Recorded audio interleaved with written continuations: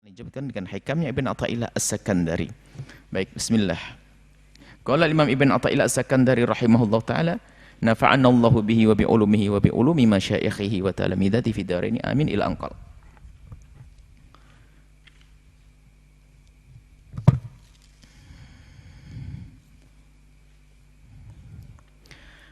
Qala Ibn Athaillah, anta ila hilmihi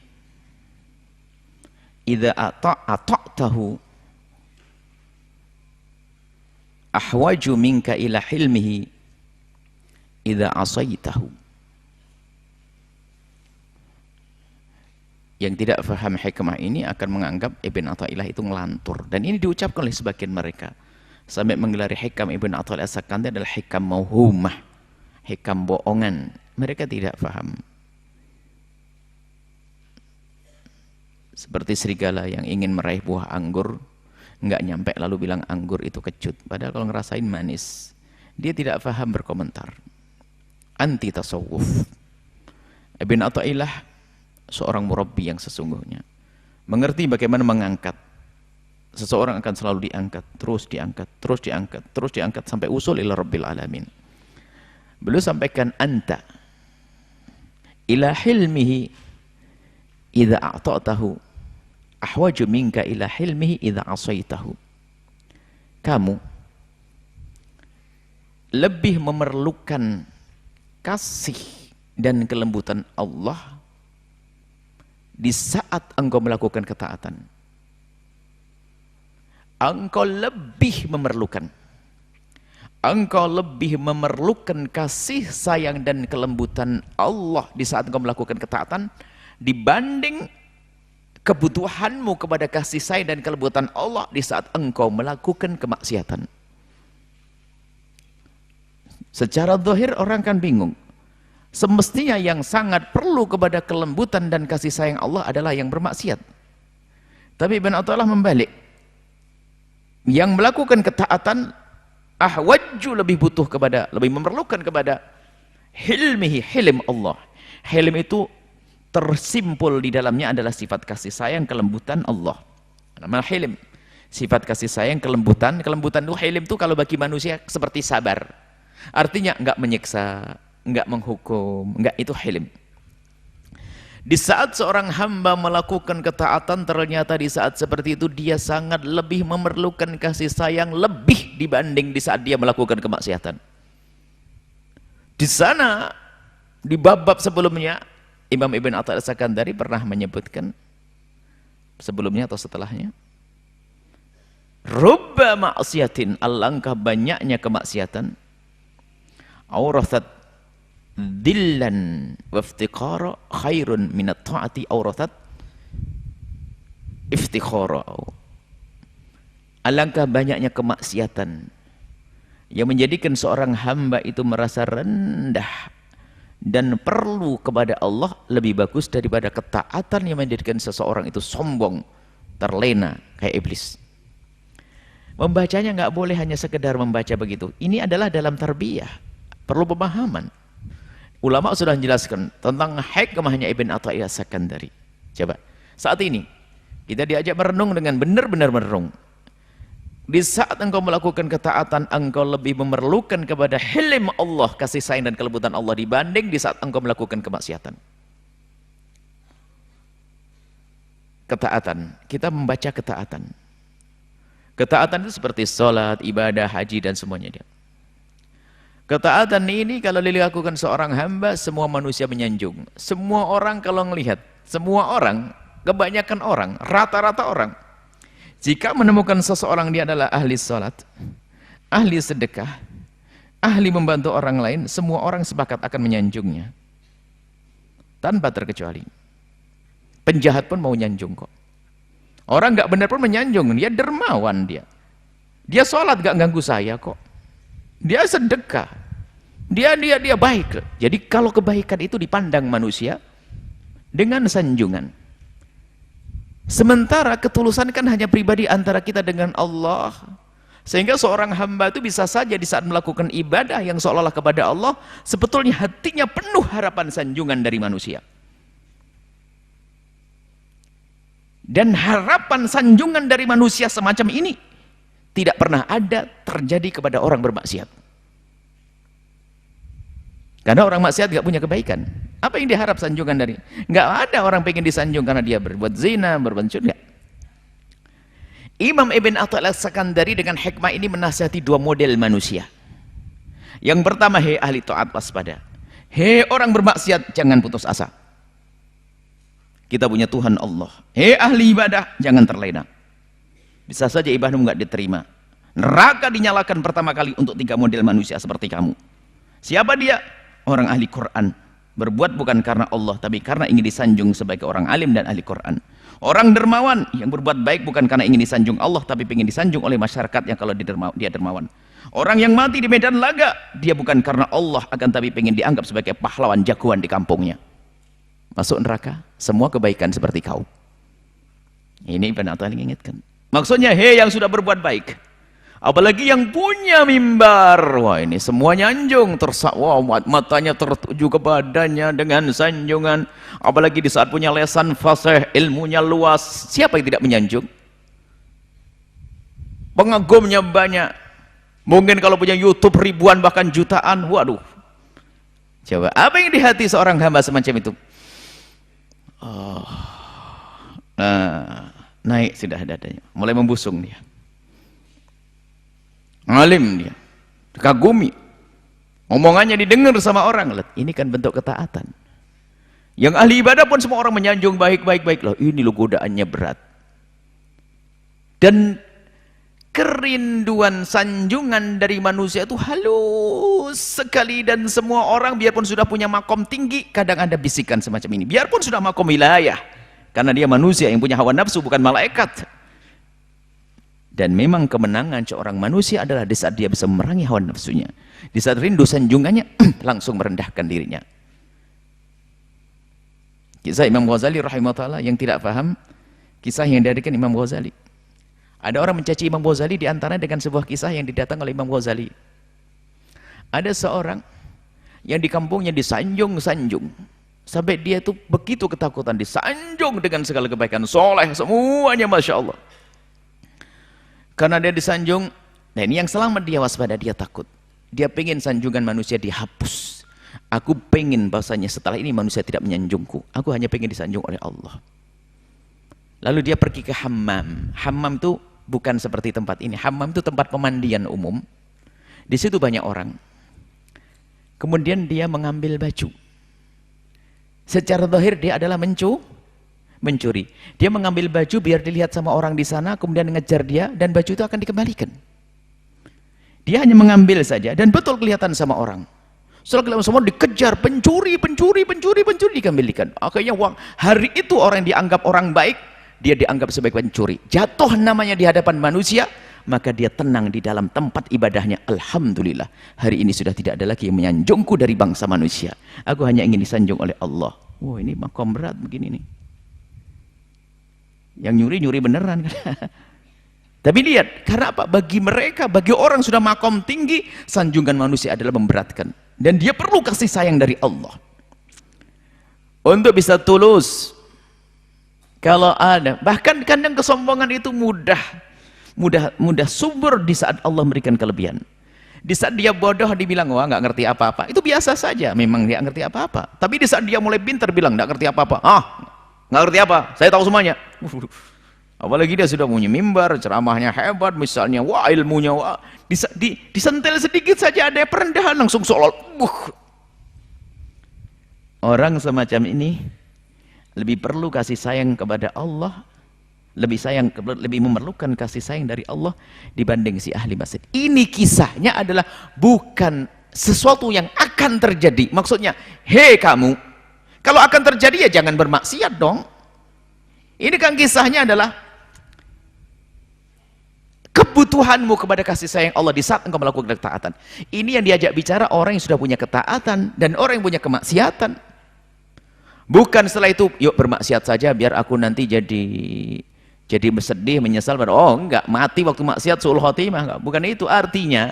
Yang dihadapi Ibn Athaillah kan manusia yang punya latar belakang, ini baik, ini jelek. Maka hei orang baik, waspada. Bisa saja kau terlena dengan kebaikanmu. Lalu muncul kesombongan. Karena kebaikan itu diliputi dengan sanjungan. Sanjungan dari manusia sebelum Allah. Tapi kemaksiatan siapa yang menyanjung? Tidak menyanjung kemaksiatan. Orang ahli maksiat pun juga nggak seneng kok. Itu perampok kelas besar dan pezina kelas besar. Punya anak perempuan cantik jelita, dinikahi perampok sama pezina juga nggak mau kok dia. Aneh. Mestinya kalau dia bangga dengan kejahatannya, dia akan berkata, anak perempuanku akan aku nikahkan dengan orang yang paling hebat zinanya dan paling jagung rampoknya. Tapi tidak pernah ngomong gitu dia. Karena apa? Itu kehinaan. Hanya karena dikuasai oleh hawa nafsunya, sehingga dia mengkalah, seruan hati kecilnya kalah. Baik ini. Jadi di saat seseorang punya kebaikan, ini nasihat untuk, makanya kami sampaikan, nasihat dari Ibn Athaillah untuk dua model manusia. Tinggal kita tengok siapa diri kita. Yang sudah punya kebaikan, hati-hati. Engkau lebih perlu kepada kasih sayang Allah. Yang bisa menjadikan hatimu tidak rindu sanjungan manusia. Yang bisa menjadikan hatimu semakin tulus kepada Allah. Yang menjadikan hatimu tidak semakin sombong. Imamnya orang yang tertibu dalam kebaikan adalah imam iblis. Imam iblis. Ada imam-imam besar, imam Syafi'i, ada imam iblis. Imamnya orang yang tertipu dengan kebaikan adalah imam iblis. Bagaimana dia sombong wastakbara? Karena dia merasa dirinya adalah punya kebaikan yang menjadikan dia terlena. Sehingga di saat suruh sujud penghormatan kepada Nabi Adam, dia enggan. Karena dia tahu dirinya orang yang sudah punya, dia adalah hamba Allah yang sudah punya banyak prestasi kebaikan. Disuruh sujud kepada Adam yang baru diciptakan, yang dia belum punya prestasi. Atas dasar apa Allah merintahkan kepadaku? Mestinya akulah yang perlu untuk disanjung, bukan dia. Oh, kesombongan. Aba wastakbara. Disinilah makna yang harus kita fahami. Jadi Ibn Athaillah menulis ini bukan asal, lihat yang nggak paham ini membahayakan hikmah ini, menjadikan orang senang maksiat, bukan. Ini bagi siapapun yang sudah di hadapannya, di hadapan kita, suruh lihat dirimu ahli maksiat atau dirimu orang taat. Kalau orang taat waspada. Ini yang dia bicara orang taat dulu. Karena kan sudah belajar lama dengan Ibn Athaillah Sakandari kan, sudah meninggalkan ini. Sekarang anggap saja kita sudah sukses dengan Ibn Athaillah Sakandari, kita sudah menjadi ahli ibadah, akan tapi ditingkatkan lagi. Jangan tertipu dengan ibadahmu.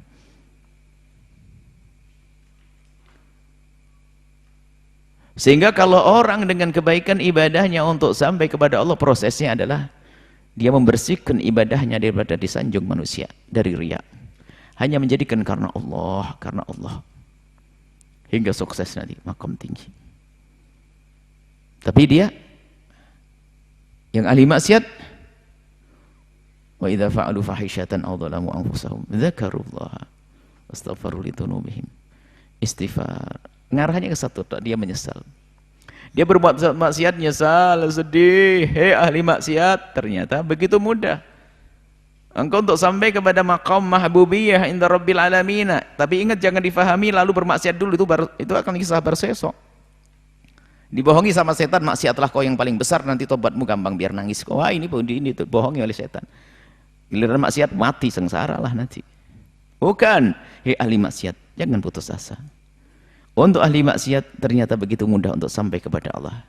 Asalkan maksiatnya itu menjadikan dia adalah bersedih dan menyesal. Maka kalau ingin sampai kepada Allah, cukup mengetuk pintu, namanya pintu tobat. Ya Allah, tub alaina. Allahumma anta rabbi khalaqtani wa ana abduka wa ana ala ahdika wa wa'dika mastata'tu. A'udzu bika min syarri ma sana'tu. Abu'u laka bi dzambi. Abu'u laka. Aku kembali kepadamu. Faghfir li fa innahu la yaghfiru dzunuba illa anta. Mengetuk pintu, selesai ahli maksiat. Dengan penyesalan yang sesungguhnya. Penyesalan itu bukan kalimat yang terucap, bukan action, akan tapi penyesalan itu akan semakin tampak dari seorang hamba yang bermaksiat adalah di saat tidak ada hamba Allah yang melihatnya. Itu bukti penyesalan yang sesungguhnya. Orang bisa saja menangis itu kayak pakai volume, gampang, langsung nangis, mewek. Tapi bukan itu, akan tapi nangis yang sesungguhnya adalah nangis di saat dia sendiri tidak ada yang melihatnya, akan tapi bercucuran air mata penyesalan atas dosa-dosanya. Lihat, bagi ahli maksiat untuk menghapusnya cukup dengan penyesalan. menyesali dosa-dosanya dengan yang sesungguhnya. Dan kalau memang benar ini akan terjadi lagi maksiat lagi setelah itu, karena dia menyesal dengan sesungguhnya. Kalaupun terjadi karena kepleset, bukan karena niat, bukan. Kalau dari awal niat maksiat ya lain, kita merendahkan kemaksiatan. Maka ahli maksiat itu kalau ingin kembali kepada Allah, dasar pertama adalah menganggap maksiat itu adalah sesuatu yang besar, menjadi sebab Allah murka, lalu menjadikan dia bersedih, menangis, menyesal. Lalu dia mengetuk pintu taubat. Maka Allah akan kasih. Wa may yaghfiru dzunuba illallah. Allah yang bertanya, siapa yang bisa mengampuni dosa kecuali Allah. Dan engkau sudah datang kepada Allah, maka Allah akan kasih. Nah inilah dua model manusia akan selamat. Yang ahli ibadah waspada, hati-hati. Tapi yang ahli ibadah di sini disebutkan ahwaju, lebih membutuhkan ila hilmillahi, kepada kasih sayang dan kelembutan Allah. Para kekasih Allah, waliullah, itu kesedihannya terus di saat kebaikan-kebaikannya itu diketahui oleh seseorang. Bahkan ada seorang waliullah itu 40 tahun menangis, bantalnya basah dengan air mata, tidak ada yang tahu. Istrinya pun tidak pernah tahu, karena menyembunyikan air mata penyesalannya. Bukan berarti nangis depan orang nggak boleh, oh enggak. Ada orang menangis mendengar satu pesan kemuliaan, nangis wajar sah, akan tapi kita perlu ketulusan kok. Ya jangan sampai ada orang menangis di depan umum lalu datang kok bohong lah. Ini kayak lebih tahu hatinya orang. Ini bahaya juga merendahkan orang. Orang menangis bisa saja karena tersentuh hatinya. Membaca Al-Quran menangis, jangan suudzon, jangan bilang pura-pura, hati-hati. Kalau ada orang menangis karena tentang kisah penyesalan, jangan mengatakan itu pura-pura, hati-hati. Karena itu yang tahu hatinya adalah Allah. Kita tidak tahu, jangan sok tahu. Akan tapi maksud kami tadi, bahwasanya buktinya tangis yang pernah pecah, yang pernah keluar di saat kita di depan manusia, kalau itu sungguh, maka tandanya adalah di saat sendiri dia mudah menitikkan air mata penyesalan karena dosa-dosanya. Anta idza ila hilmihi idza ata'tahu akhwaju minka ila hilmihi idza asaitahu. Jelas. Jadi saat kita melakukan ketaatan, ternyata kita sangat perlu dengan kasih sayang dan kelembutan Allah agar menjaga agar amal kita bersih, terjaga, ikhlas, diterima oleh Allah. Itu lebih kita perlu kasih sayang Allah dibanding kemaksiatan. Bukan berarti kemaksiatan tidak perlu kasih sayang Allah, perlu kasih sayang kepada Allah. Akan tapi ini makomnya orang yang diberi oleh Allah kelebihan bisa saja menjadi iblis, sombong, merendahkan, nggak bisa nerima nasihat siapapun, maka dia akan rugi. Seperti itu. Mari kita belajar. Semuanya yang merasa punya ketaatan banyak, jangan terlena dan tertipu dengan ketaatannya sehingga begitu mudah merendahkan orang yang ahli maksiat. Sering kisah kami hadirkan seorang abid Bani Israel dan majin Bani Israel. Orang ahli ibadah dari kaum Bani Israel dan orang yang jahat dari Bani Israel. Ceritanya ada beberapa model, di antaranya kisahnya begini. Orang yang ahli ibadah Bani Israel itu masyhur dengan ibadahnya. Yang majin orang yang jago, jangan segala kejahatan, jangan kejelekan, ahli maksiat. Tiba-tiba kerinduannya ada, datanglah kepada orang ahli ibadah tersebut dengan harapan minta doa, berkah dan sebagainya. Rupanya di saat datang kepada orang ahli ibadah tersebut, sang ahli ibadah itu tidak menyambutnya dengan baik. Bahkan yang ada di dalam wajahnya adalah wajah yang tidak suka, di dalam hatinya ada ketidaksenangan, merasa jijik karena itu adalah ahli maksiat, tidak menyambut salamnya dengan baik, tidak menyambut sapaannya dengan baik. Bahkan seolah-olah menolaknya, bahkan seolah-olah mengatakan, kau busuk, kau kotor, jangan dekat-dekat dengan saya, kau jangan kotori saya. Apa Allah perlakukan kepada hamba tersebut? Allah mewahyukan kepada Nabi yang ada pada zaman itu, sampaikan kepada keduanya bahwasanya dinolkan semuanya oleh Allah. Yang ahli ibadah dinolkan, yang ahli maksiat dinolkan. Memulai semuanya, Allah menghinakan yang ahli ibadah, Allah mengangkat yang ahli maksiat.